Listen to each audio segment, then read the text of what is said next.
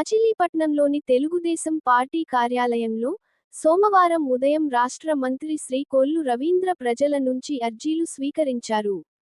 వివిధ సమస్యలపై వచ్చిన వినతులను ఆయన స్వయంగా పరిశీలించి, సంబంధిత అధికారులతో మాట్లాడి పరిష్కారానికి చర్యలు తీసుకుంటామని హామీ ఇచ్చారు.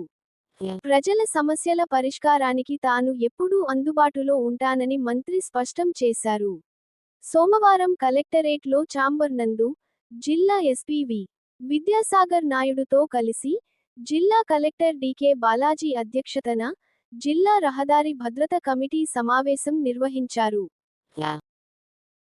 ప్రజల నుండి అందే మీకోసం అర్జీల పట్ల ప్రత్యేక శ్రద్ధ వహించి సకాలంలో పరిష్కరించాలని జిల్లా కలెక్టర్ డి.కె. బాలాజీ జిల్లా అధికారులను ఆదేశించారు.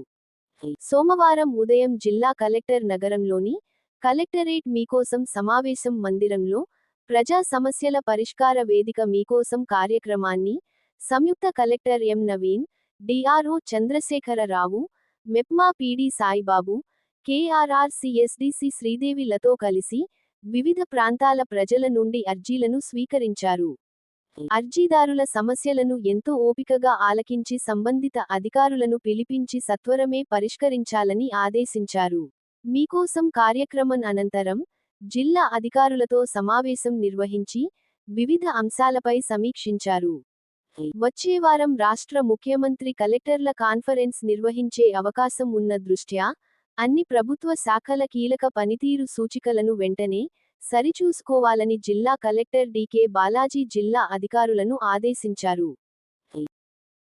రాష్ట్ర స్థాయిలో సత్తా చాటిన సిడబ్ల్యూఎస్ఎన్ విద్యార్థిని అభినందించిన కలెక్టర్ శ్రీ డి.కె. బాలాజీ గారు జనవరి 27న నెల్లూరులోని ఎస్వి సుబ్బారెడ్డి స్టేడియంలో జరిగిన 8వ ఆంధ్రప్రదేశ్ రాష్ట్ర పారా అథ్లెటిక్స్ ఛాంపియన్షిప్ పోటీలలో కృష్ణా జిల్లా గూడూరు జిల్లా పరిషత్ ఉన్నత పాఠశాలకి చెందిన 10వ తరగతి చదువుతున్న విద్యార్థిని అమీనా తబుసం 400 మీటర్ల పరుగు పందెంలో రాష్ట్ర స్థాయిలో మొదటి స్థానం సాధించినందుకు గాను జిల్లా కలెక్టర్ శ్రీ డి.కె. బాలాజీ అభినందించారు.